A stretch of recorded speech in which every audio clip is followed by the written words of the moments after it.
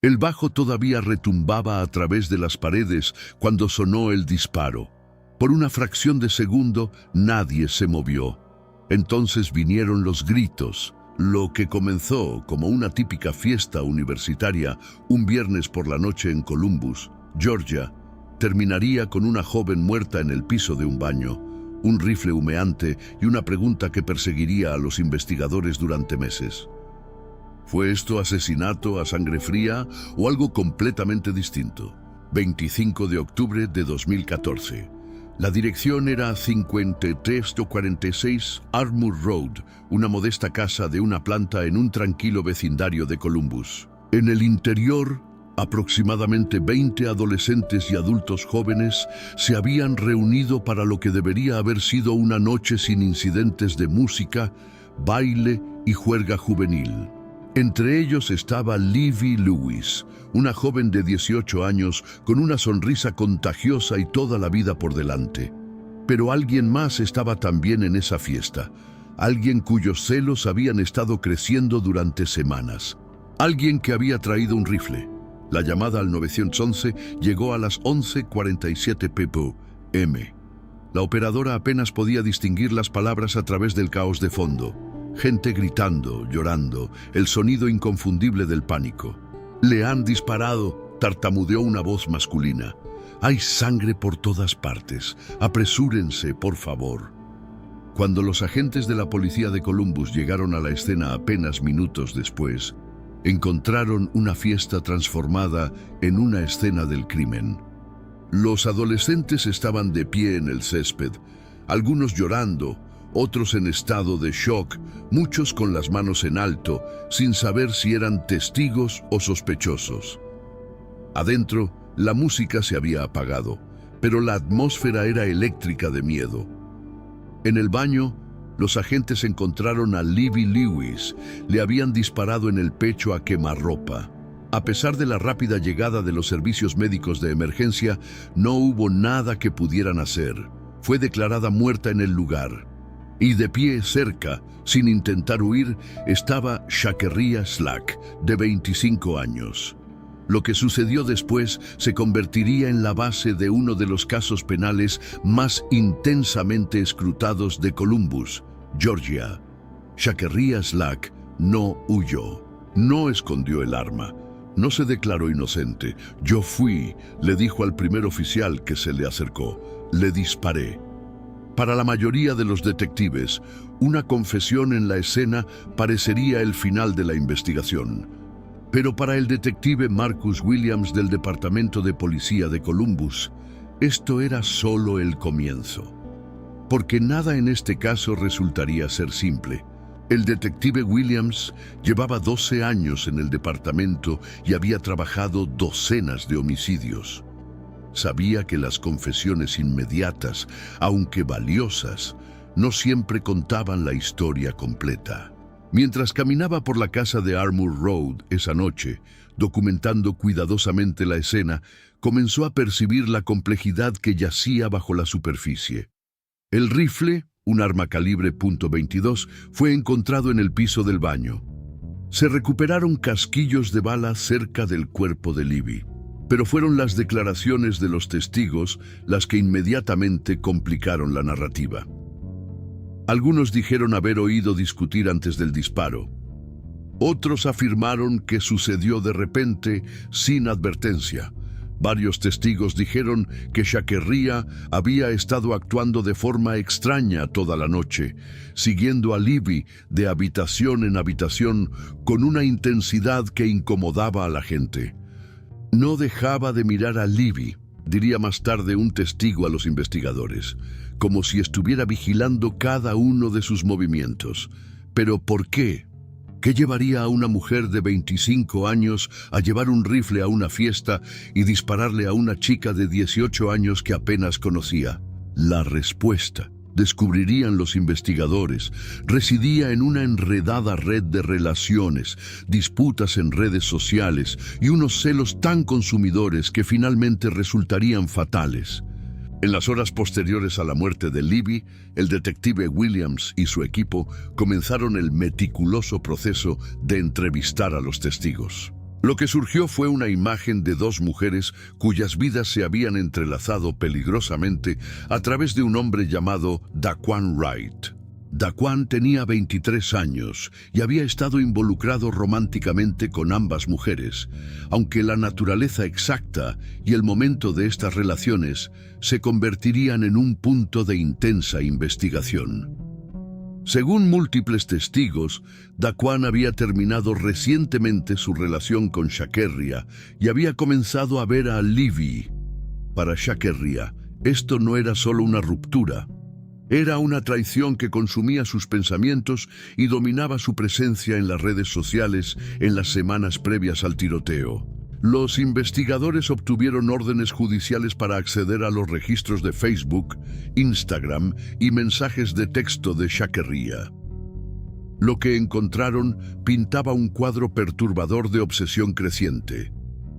«Esa chica cree que puede tomar lo que es mío», decía un mensaje de texto, enviado a una amiga solo 3 días antes del tiroteo.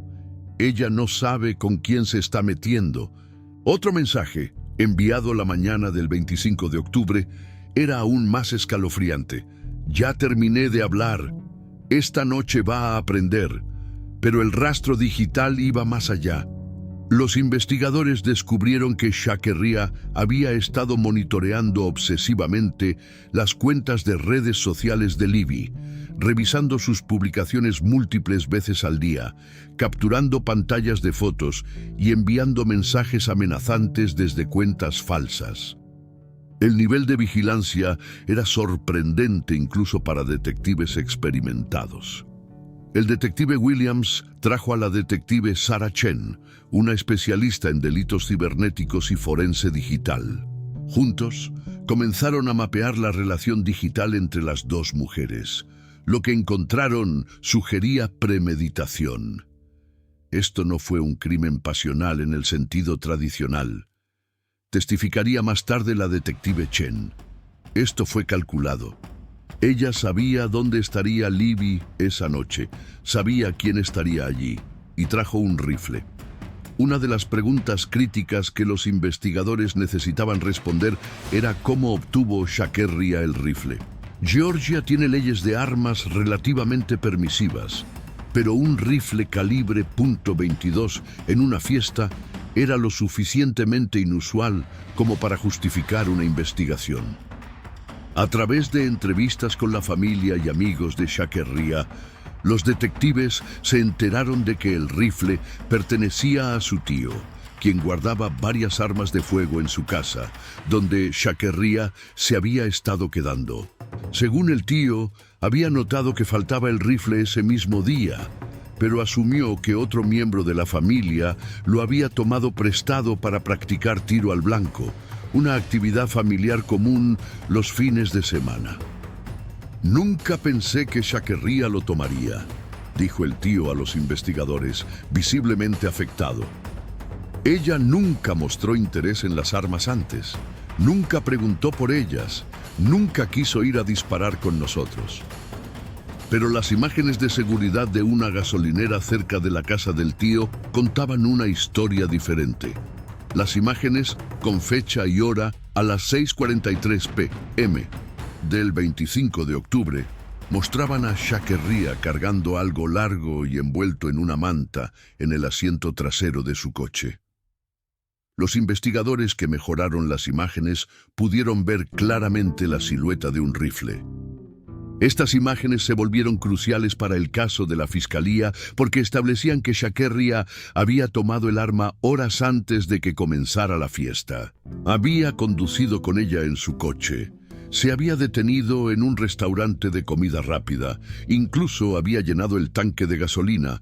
Todo mientras el rifle estaba en el asiento trasero. Tuvo horas para cambiar de opinión, señaló el detective Williams en su informe del caso. Horas para dar la vuelta y devolver esa arma, pero no lo hizo. Condujo a esa fiesta con un propósito claro: reconstruir la cronología de los eventos en la fiesta de la casa de Armour Road se convirtió en un enfoque principal de la investigación. Con aproximadamente 20 testigos, cada uno con distintos niveles de sobriedad y atención al detalle. Reconstruir la secuencia exacta de los eventos requirió un trabajo detectivesco meticuloso. La fiesta había comenzado alrededor de las 8 p. Organizada por un joven llamado Marcus Thompson, cuyos padres estaban fuera de la ciudad. Se suponía que sería una pequeña reunión, pero la noticia se había difundido a través de las redes sociales y la multitud había crecido más de lo esperado. Libby Lewis llegó alrededor de las 9 p.m. con 2 amigas. Estaba de buen humor, según los testigos, bailando y socializando en la sala de estar. Shakeria Slack llegó aproximadamente una hora después, alrededor de las 10 p.m. Múltiples testigos recordaron su llegada porque parecía extraña. No había sido invitada y la mayoría de la gente en la fiesta no la conocía bien. Entró llevando un bolso grande y lo que parecía una bolsa de gimnasio. No estaba actuando con normalidad, dijo a los investigadores una de las asistentes, Jessica Martínez. No estaba mezclándose ni hablando con nadie. Simplemente se quedó contra la pared, mirando. Según el testimonio que luego se presentaría en el juicio, Shakeria se colocó donde pudiera ver a Libby en todo momento. Cuando Libby se movió a la cocina, Shakeria la siguió. Cuando Libby salió para tomar una llamada telefónica, Shakeria miró desde la ventana. Varios testigos informaron que Libby pareció notar la atención y se mostró incómoda. Mencionó a sus amigas que una mujer la estaba mirando fijamente, pero no parecía entender por qué o quién era la mujer. No está claro si Libby sabía siquiera quién era Shakeria en ese momento. Alrededor de las 11:30 p., Libby fue a usar el baño. Era un baño pequeño al final del pasillo principal, destinado a una sola persona. Cerró la puerta detrás de ella. Aquí es donde los relatos de los testigos comienzan a divergir, creando desafíos para los investigadores que intentan establecer exactamente qué sucedió después. Según las declaraciones iniciales, aproximadamente 2 minutos después de que Libby entrara al baño, Shakeria caminó hacia el pasillo llevando su bolsa de gimnasio. Varios testigos informaron haber visto esto, pero no le dieron importancia. La gente había estado yendo y viniendo toda la noche y había un segundo baño más adentro de la casa. Pero entonces vinieron las voces elevadas. 2 personas en la sala de estar dijeron haber oído lo que sonaba como una discusión proveniente del área del baño, aunque no podían distinguir las palabras por encima de la música. Un testigo, David Chen, dijo haber oído la voz de Libby diciendo algo como «¿Qué estás haciendo?» o «¿Por qué estás aquí?». Entonces vino el disparo. Fue lo suficientemente fuerte como para que todos lo oyeran por encima de la música, recordó Jessica Martínez. Toda la habitación se congeló. Por un segundo, todos pensamos que quizás algo se había caído o que una puerta se había cerrado muy fuerte. Entonces alguien gritó, y supimos. Múltiples asistentes a la fiesta se apresuraron hacia el baño. Lo que encontraron se convertiría en la evidencia central en el caso contra Shakeria Slack. La puerta del baño estaba entreabierta. Dentro, Libby Lewis estaba en el suelo, sangrando por una herida en el pecho.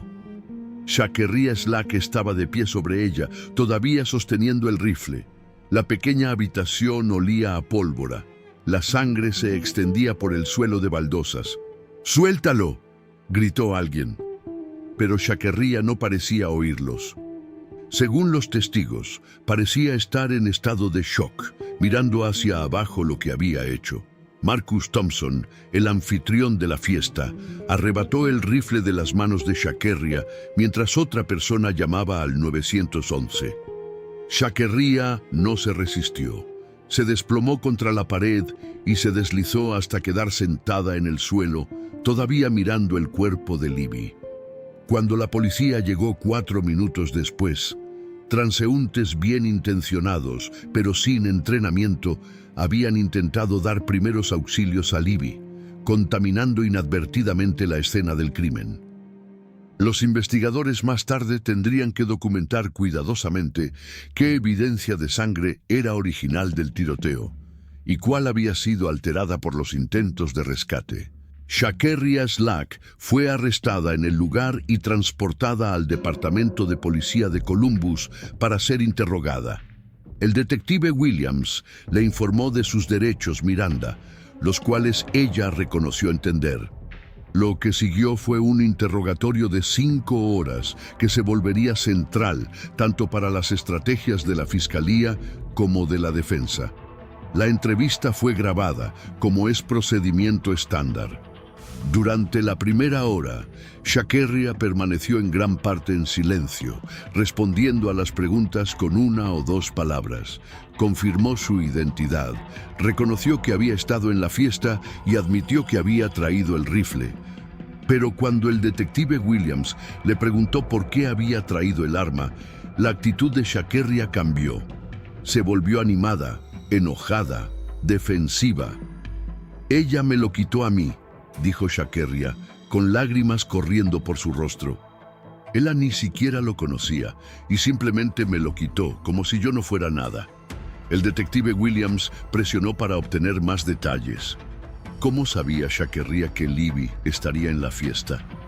¿Había planeado enfrentarse a ella?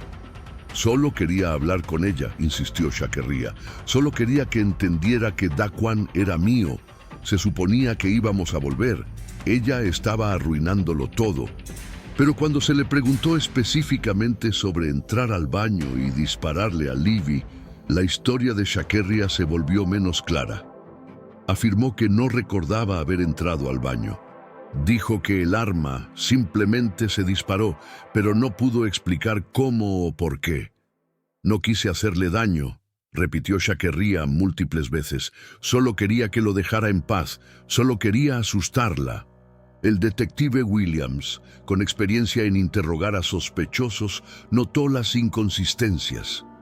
Si Shakerria solo quería hablar, ¿por qué llevar un rifle cargado? Si quería asustar a Libby, ¿por qué seguirla a un espacio confinado como un baño? A medida que continuaba el interrogatorio, el detective Williams empleó una técnica llamada entrevista cognitiva, pidiendo a Shakerria que describiera la noche en orden cronológico inverso y luego desde diferentes perspectivas. Esta técnica a menudo revela inconsistencias en historias fabricadas, pero también puede ayudar a los testigos a recordar detalles genuinamente olvidados. A través de este proceso surgieron más detalles.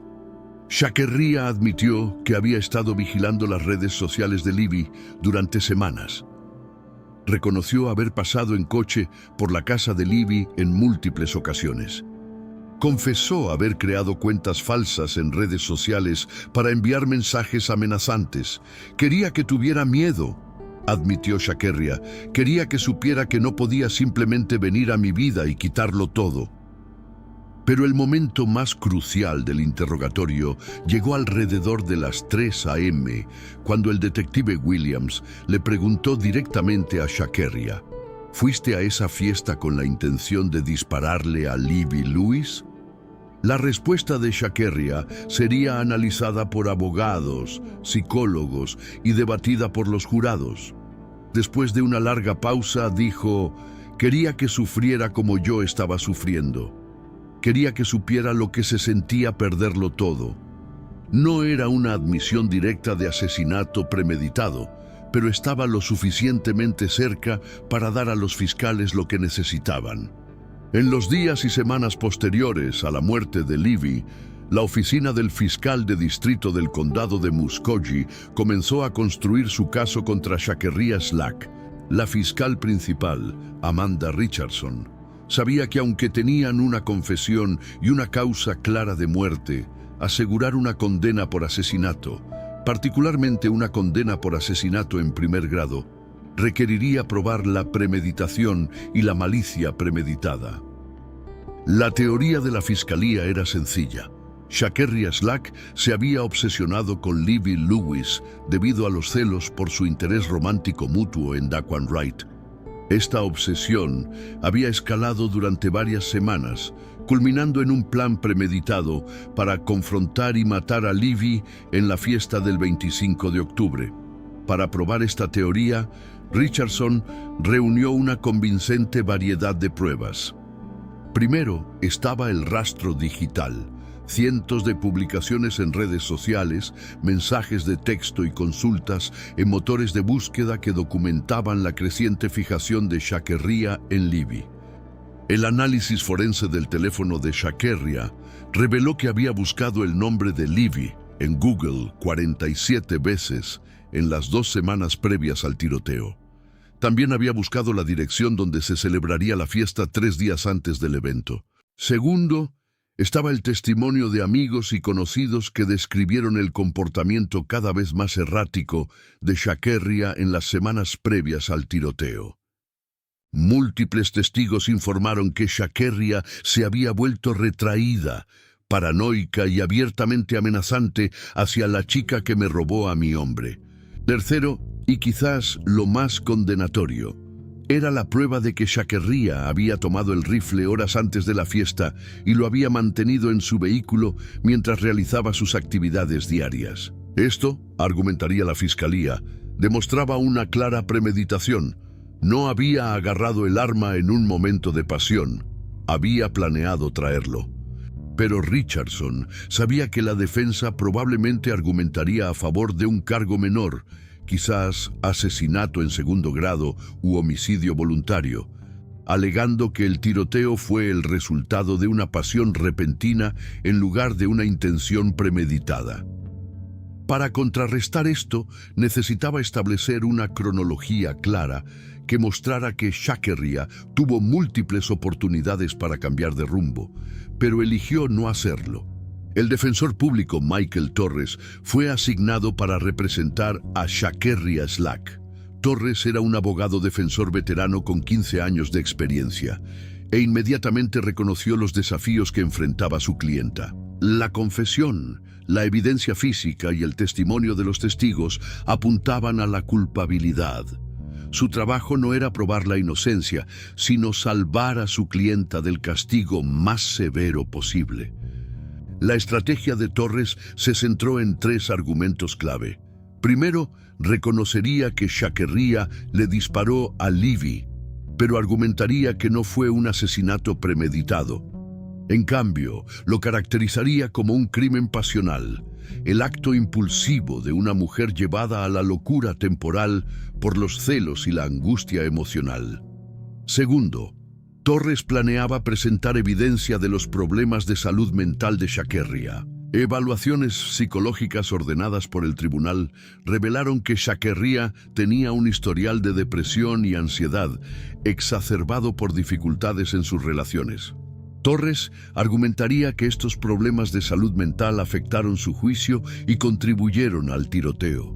Tercero, y lo más controvertido, Torres tenía la intención de poner bajo escrutinio la conducta de Daquan Wright.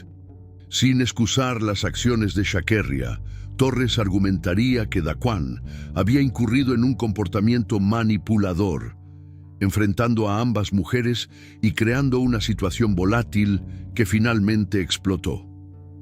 Para respaldar estos argumentos, Torres contrató a la Drache, Patricia Henderson, una psicóloga forense, para evaluar a Shakerria. Ladra. Henderson realizó extensas entrevistas y pruebas psicológicas, concluyendo finalmente que Shakerria mostraba signos de trastorno límite de la personalidad, caracterizado por miedo intenso al abandono, relaciones inestables y comportamiento impulsivo.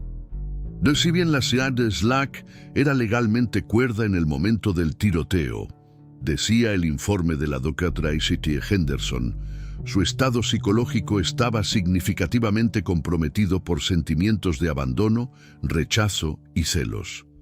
Estas emociones pueden desencadenar lo que se conoce como un estado disociativo, donde la persona actúa sin plena conciencia de sus acciones. Este diagnóstico se convertiría en una piedra angular de la estrategia de defensa, pero también presentaba riesgos. Los fiscales podrían argumentar que el trastorno límite de la personalidad, aunque relevante para comprender el estado mental de Chakerria, no anulaba su responsabilidad penal. Mientras los equipos legales preparaban sus casos, los investigadores continuaron reuniendo pruebas. El detective Williams seguía preocupado por ciertos aspectos del caso. La evidencia física era concluyente. Chakerria le había disparado a Libby, pero las circunstancias de exactamente cómo sucedió seguían sin estar claras. Una pregunta clave era si Libby había quedado atrapada en el baño o si podría haber escapado. La puerta del baño se cerraba con pestillo desde adentro, pero los testigos informaron haberla encontrado entreabierta después del disparo. ¿Había abierto Libby la puerta para salir cuando Chakerria le disparó? ¿O Chakerria había entrado a la fuerza? Los analistas de la escena del crimen examinaron la puerta y no encontraron signos de entrada forzada. El mecanismo de cierre estaba intacto y parecía haber sido abierto normalmente. Esto sugería uno de dos escenarios. O Libby había abierto la puerta ella misma, quizás sin darse cuenta del peligro, o nunca la había cerrado con pestillo en primer lugar. El análisis de salpicaduras de sangre proporcionó pistas adicionales. El analista experto Thomas Reynolds determinó que, basándose en el patrón y la ubicación de la evidencia de sangre, Libby había estado de pie cerca del lavabo cuando le dispararon, no sentada en el inodoro ni de pie junto a la puerta. Esto sugería que había estado en el baño durante al menos un minuto antes de que Chakerria entrara. Reynolds también señaló que el ángulo de la trayectoria de la bala indicaba que el tirador había estado de pie directamente frente a la víctima, aproximadamente a 1 metro o 1,5 metros de distancia. Esto era significativo porque sugería una puntería deliberada en lugar de un disparo salvaje y de pánico. El tirador tuvo tiempo para posicionarse, apuntar y disparar, concluyó Reynolds en su informe. Esto no fue un caso de que el arma se disparara accidentalmente o se disparara a ciegas. El análisis balístico confirmó que el rifle encontrado en la escena había disparado la bala mortal. El arma había sido cargada con 5 cartuchos. 4 permanecían en el cargador después del disparo, con un casquillo percutido recuperado del piso del baño. Uno de los momentos más esperados de la investigación fue la entrevista con Daquan Wright, el hombre en el centro de este mortal triángulo amoroso. Daquan no había estado en la fiesta la noche del tiroteo, pero sus relaciones con ambas mujeres lo convertían en un testigo crucial. Daquan inicialmente se resistió a hablar con los investigadores, contratando a su propio abogado por temor a que de alguna manera pudiera ser implicado en el crimen. Pero a medida que la investigación progresó y quedó claro que era un testigo en lugar de un sospechoso, aceptó proporcionar una declaración formal. Su testimonio pintó un cuadro complicado. Daquan confirmó que había salido con Chakerria durante aproximadamente 8 meses, terminando la relación a finales de agosto de 2014. Según Daquan, la ruptura había sido mutua, resultado de lo que llamó metas de vida diferentes y demasiado drama. Ella era muy intensa, dijo Daquan a los investigadores. Todo era perfecto o terrible, no había término medio. Y cuando sugerí que nos tomáramos un descanso, ella perdió el control. Empezó a llamarme constantemente, a presentarse en mi trabajo, a acusarme de engañarla. Daquan admitió que había comenzado a salir con Libby a mediados de septiembre, unas 3 semanas después de terminar con Chakerria. Insistió en que había sido honesto con Libby sobre su relación anterior, y afirmó que le había dicho explícitamente a Chakerria que había seguido adelante.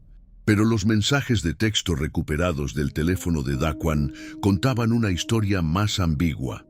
Tan recientemente como el 20 de octubre, apenas 5 días antes del tiroteo, Daquan había intercambiado mensajes con Chakerría que podrían interpretarse como románticos o al menos emocionalmente íntimos. «Yo también te extraño», decía un mensaje, pero ambos sabemos que no estaba funcionando.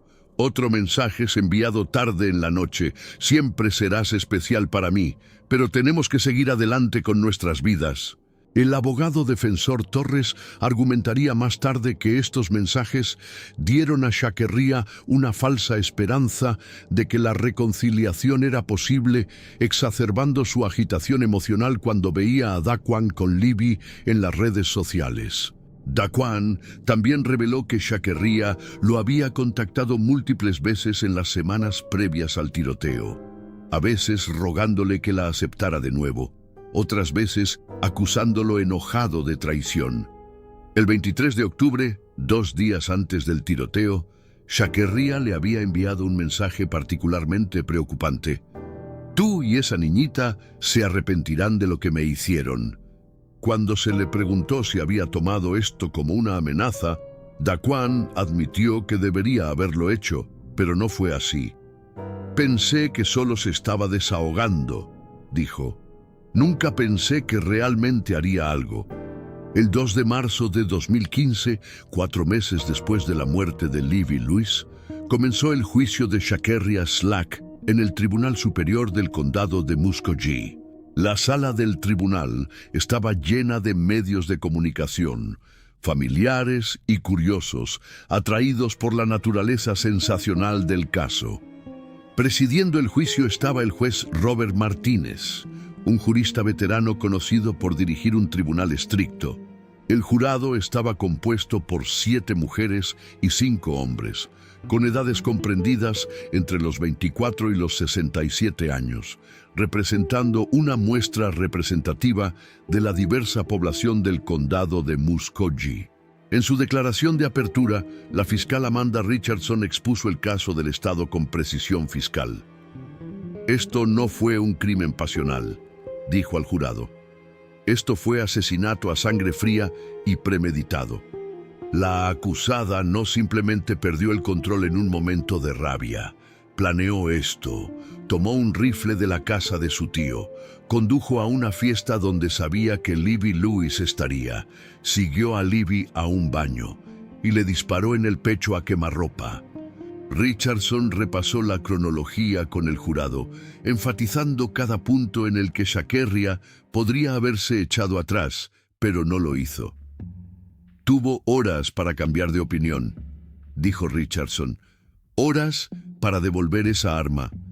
Pero no lo hizo porque había tomado una decisión. Libby Lewis tenía que morir». El abogado defensor Michael Torres adoptó un enfoque diferente. No discutió que Chakerría hubiera matado a Libby. En cambio, se centró en su estado mental y las circunstancias que llevaron al tiroteo. «Esto es una tragedia», comenzó Torres. «Una joven está muerta y nada puede cambiar eso. Pero este también es un caso sobre cómo la enfermedad mental, el abuso emocional y la manipulación pueden llevar a alguien a hacer algo que de otra manera nunca haría. Chakerría Slack no es un monstruo. Es una mujer que fue empujada más allá de su punto de ruptura».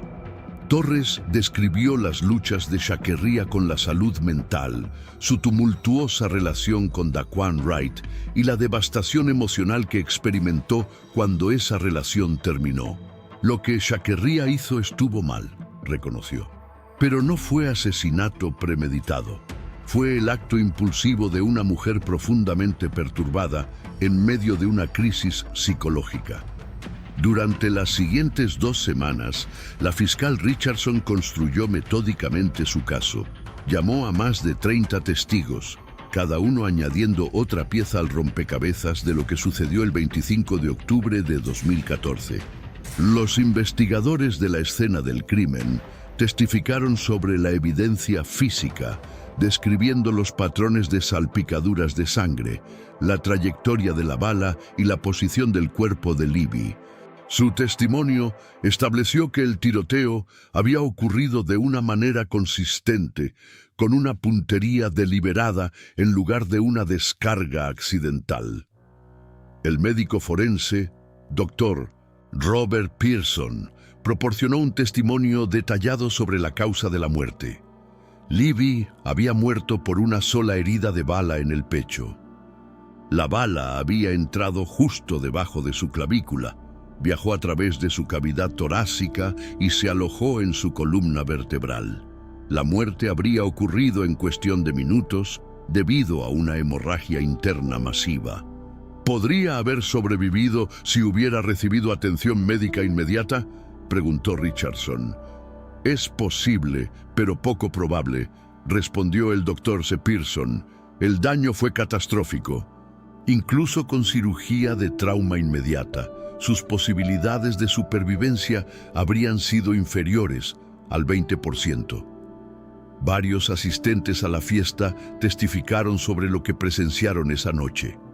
Sus relatos variaban en pequeños detalles, pero eran consistentes en los puntos clave. Shakerria había llegado a la fiesta sin ser invitada. Había observado a Libby durante toda la noche y la había seguido al baño poco antes del disparo. Jessica Martínez, quien había sido una de las primeras en llegar al baño después del disparo, proporcionó un testimonio particularmente poderoso. Luchando contra las lágrimas, describió encontrar a Libby en el suelo, sangrando y jadeando en busca de aire. «Intenté ayudarla», dijo Martínez.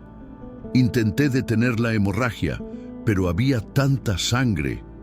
Me miró y pude ver que estaba asustada. No quería morir. La evidencia digital formó otro componente crucial del caso de la Fiscalía.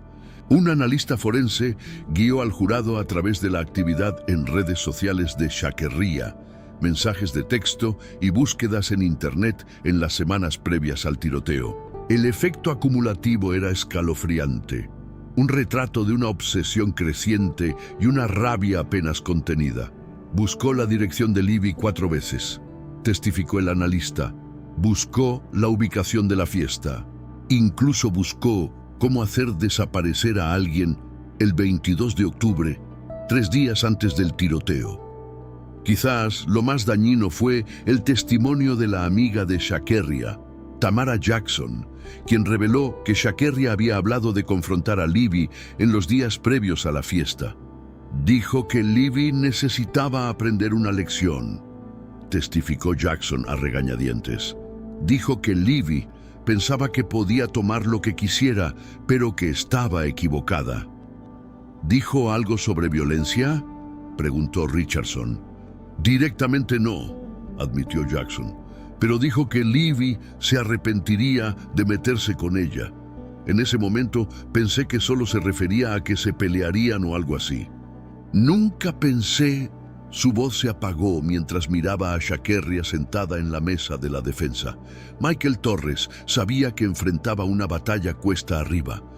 La evidencia contra su clienta era sustancial, y la víctima, una joven con toda la vida por delante, era simpática.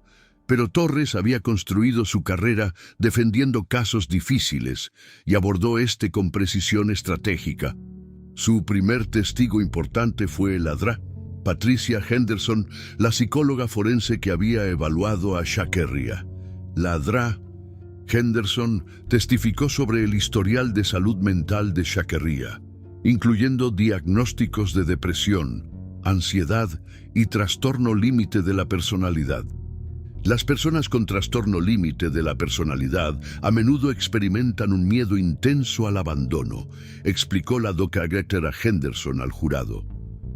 Cuando se sienten rechazadas o abandonadas, pueden experimentar lo que se llama un episodio disociativo, un estado en el que no están completamente en contacto con la realidad y pueden actuar impulsivamente sin considerar plenamente las consecuencias.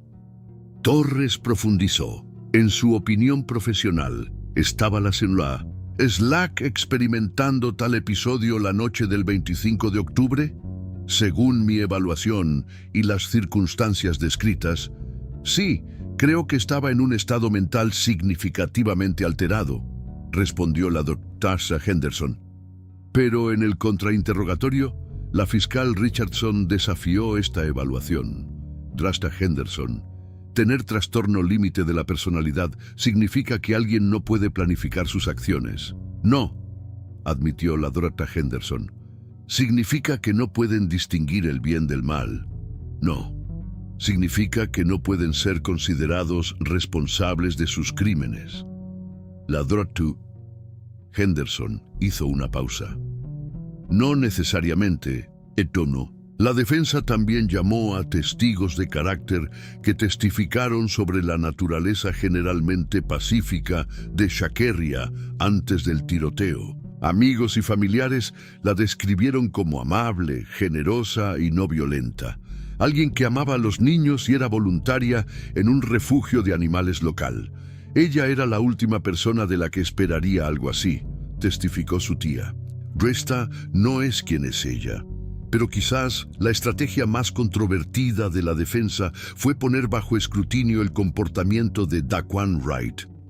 Torres llamó a varios testigos que testificaron sobre el patrón de Daquan de mantener contacto con Sha'Carri incluso después de su ruptura, enviando señales mixtas que podrían haberle dado esperanzas de reconciliación. Torres incluso llamó a una consejera de relaciones que testificó, en general, sobre cómo los límites poco claros en las relaciones pueden exacerbar los problemas de salud mental y contribuir al comportamiento obsesivo. No estoy diciendo que el señor Wright causara esta tragedia, dijo Torres al jurado en su interrogatorio. Pero entender el contexto, la manipulación emocional, los mensajes contradictorios, la falta de límites claros, nos ayuda a comprender el estado de ánimo de la señora Slack. En el 8º día del juicio, en un movimiento que sorprendió a muchos observadores en la sala, Michael Torres llamó a Sha'Carri Slack a testificar en su propia defensa. Era una estrategia arriesgada. Poner a una acusada en el estrado siempre invita a un contrainterrogatorio agresivo. Pero Torres creía que el jurado necesitaba escuchar directamente de Sha'Carri para comprender su estado mental. Sha'Carri subió al estrado con un vestido azul conservador, su cabello recogido, pareciendo más joven que sus 25 años. Torres comenzó con preguntas suaves sobre sus antecedentes, su relación con Daquan y su creciente angustia a medida que esa relación se deterioraba. Sha'Carri describió el dolor de la ruptura en términos emocionales. «Te lo amaba tanto», dijo, con lágrimas formándose en sus ojos. «Cuando me dejó, sentí que todo mi mundo se acababa. No podía comer, no podía dormir. Todo en lo que podía pensar era en recuperarlo». Mientras describía cómo se enteró de Livy, el testimonio de Sha'Carri se volvió más agitado. Todos no paraban de hablarme de esta chica con la que estaba saliendo. Veía fotos de ellos juntos en Instagram. Sentía que todos me lo restregaban en la cara, como si quisieran que sufriera. Torres preguntó sobre los mensajes amenazantes y el comportamiento obsesivo documentado por los investigadores. Sha'Carri no los negó, pero los caracterizó como las acciones de alguien en crisis psicológica. «No estaba pensando con claridad», dijo. «Solo quería que el dolor cesara. Quería que las cosas volvieran a ser como eran antes». Luego vinieron las preguntas cruciales sobre la noche del tiroteo. Torres pidió a Sha'Carri que guiara al jurado a través de su decisión de ir a la fiesta. «No planeé lastimar a nadie», insistió Sha'Carri. «Solo quería hablar con ella. Pensé que si podía explicarle cuánto nos queríamos Daquan y yo, ella lo entendería y se echaría atrás». «¿Por qué trajiste el rifle?», preguntó Torres. Sha'Carri dudó. «No lo sé. No estaba pensando. Pensé que tal vez si veía que hablaba en serio, me escucharía». «¿Qué pasó en el baño?». La seguí. Quería hablar en privado. Pero cuando intenté explicarle, se rió de mí. Dijo que Daquan le había dicho que yo estaba loca, que estaba obsesionada. Dijo que no se iba a ir a ninguna parte. La voz de Shakerria se quebró. Algo dentro de mí simplemente se rompió. Ni siquiera recuerdo haber apretado el gatillo. Un segundo estaba allí, y al siguiente, ella estaba en el suelo y todos gritaban. Fue un testimonio poderoso, emocional, arrepentido y consistente con la teoría de la defensa de un crimen pasional en lugar de un asesinato premeditado. Pero estaba a punto de ser puesto a prueba bajo la dura luz del contrainterrogatorio. Amanda Richardson se acercó a Shakerria con la actitud de una fiscal que percibe vulnerabilidad. Su contrainterrogatorio fue metódico y devastador. Señorita Slack, usted testificó que no planeó lastimar a nadie. ¿Es correcto? Sí, pero trajo un rifle cargado a la fiesta. Solo quería asustarla. ¿Quería asustar a una chica de 18 años con un rifle cargado? No estaba pensando con claridad. Richardson sacó una cronología. Tomó ese rifle de la casa de su tío aproximadamente a las 6:45 p.m. El tiroteo ocurrió a las 11:47 p.m. Eso es más de 5 horas. En esas 5 horas, condujo, compró comida, llenó el tanque de gasolina. Tuvo 5 horas para devolver ese rifle. ¿Por qué no lo hizo? Shakerria no tuvo una buena respuesta. No lo sé. Estaba alterada. Richardson continuó presionando. Buscó el nombre de Libby 47 veces en las 2 semanas previas al tiroteo. Buscó la dirección donde se celebraría la fiesta. Creó cuentas falsas en redes sociales para amenazarla. ¿Eso suena como alguien que solo quería hablar? Intentaba asustarla para que lo dejara en paz, amenazándola, acosándola en línea, llevando un arma a donde sabía que ella estaría. No fue así, protestó Shakerria, pero su voz carecía de convicción. Richardson presentó capturas de pantalla de mensajes de texto. Le dijo a su amiga que Libby aprendería una lección. Dijo que ella se arrepentiría de meterse con usted.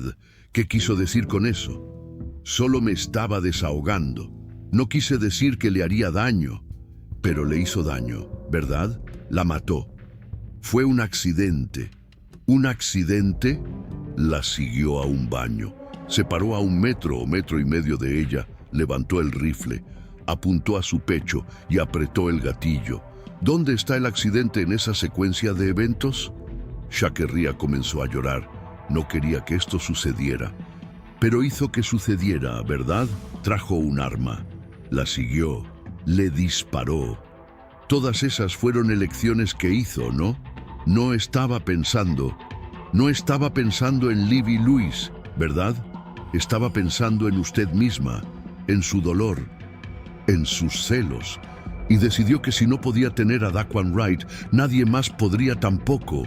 Eso no es cierto. Entonces explique por qué Libby Lewis está muerta, señorita Slack. Explique por qué una chica de 18 años que no hizo nada excepto salir con alguien con quien usted solía salir, está muerta. Shakerria no pudo responder entre sus sollozos. El contrainterrogatorio había logrado exactamente lo que Richardson pretendía: desmantelar la afirmación de Shakerria de que el tiroteo fue un impulso no planeado. Después de 3 semanas de testimonio, el juicio pasó a los alegatos finales. Ambos abogados sabían que esta era su última oportunidad para moldear la comprensión del jurado sobre lo que había sucedido el 25 de octubre de 2014. El alegato final de Amanda Richardson fue una articulación contundente de la teoría de la Fiscalía.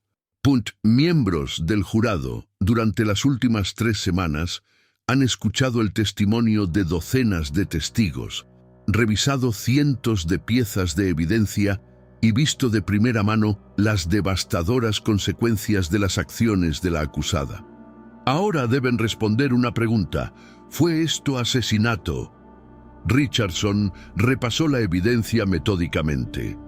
El rastro digital que mostraba semanas de obsesión.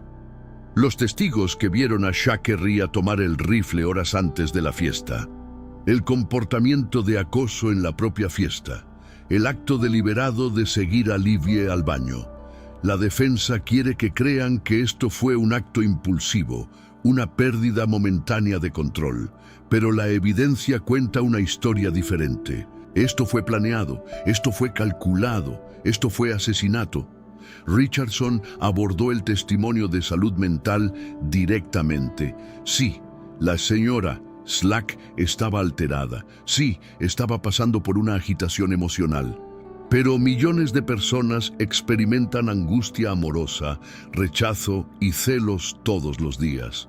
No llevan rifles a las fiestas, no acosan a los objetos de sus celos, no le disparan a la gente en el pecho. Concluyó invocando a Livie Lewis. Livie tenía 18 años, acababa de empezar la universidad, tenía esperanzas y sueños y una familia que la amaba. Todo eso le fue arrebatado en un instante porque la acusada no pudo manejar el rechazo. Eso no es una crisis de salud mental. Eso es asesinato. Y les pido que consideren a la acusada responsable de lo que hizo. Michael Torres adoptó un enfoque diferente en su alegato final.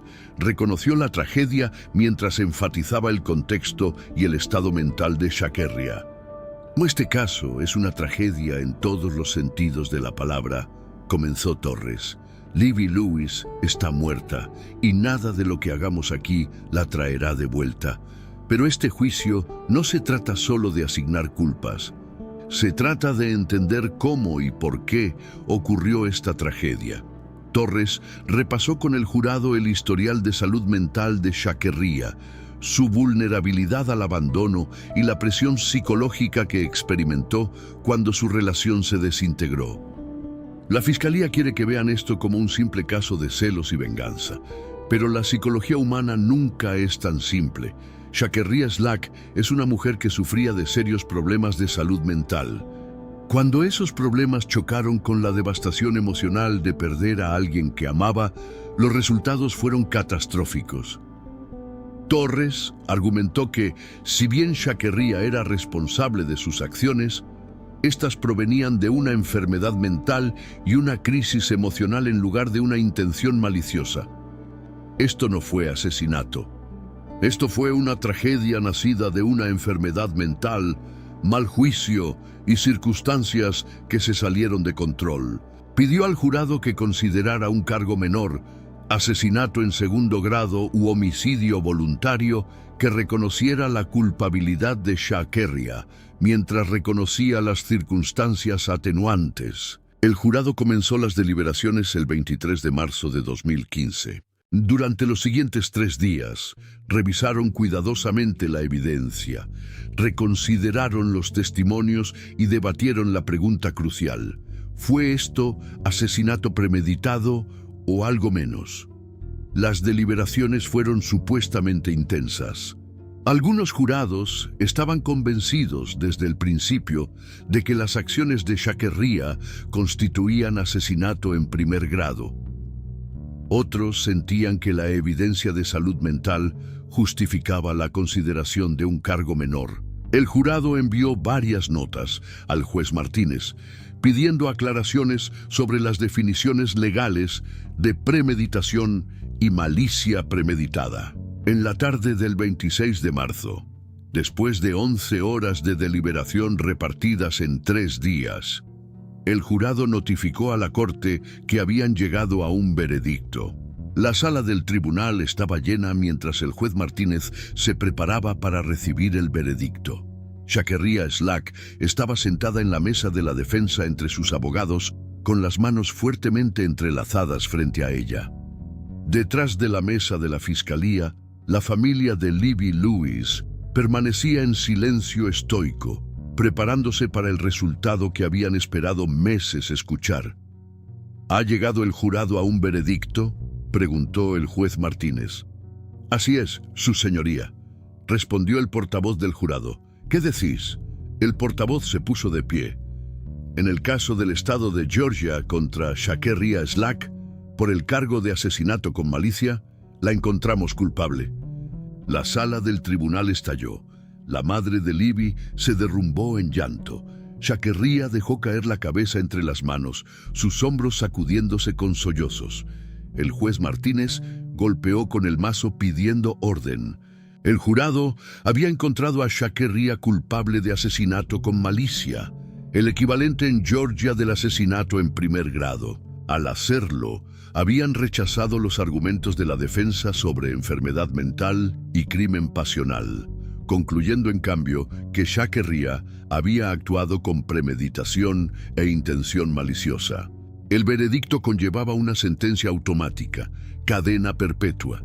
Mientras los alguaciles se movían para poner a Chakerría bajo custodia, ella se giró para mirar una última vez a su familia en la galería. «Lo siento», murmuró con los labios. Pero si se disculpaba con su familia, con la familia de Livy o con la propia Livy, nadie podía estar seguro. El juez Martínez fijó una audiencia de sentencia para el 15 de abril de 2015, aunque con la condena por asesinato con malicia, sus opciones serían limitadas. Bajo la ley de Georgia, Chakerría Slack pasaría el resto de su vida en prisión, elegible para libertad condicional solo después de cumplir 30 años. El caso de Livy Lewis, una joven asesinada por los celos, la obsesión y un rifle, había llegado a su conclusión legal. La música que había sonado en aquella fiesta de octubre se había detenido hacía mucho tiempo. Todo lo que quedaba era el silencio y el peso de un veredicto que resonaría durante décadas.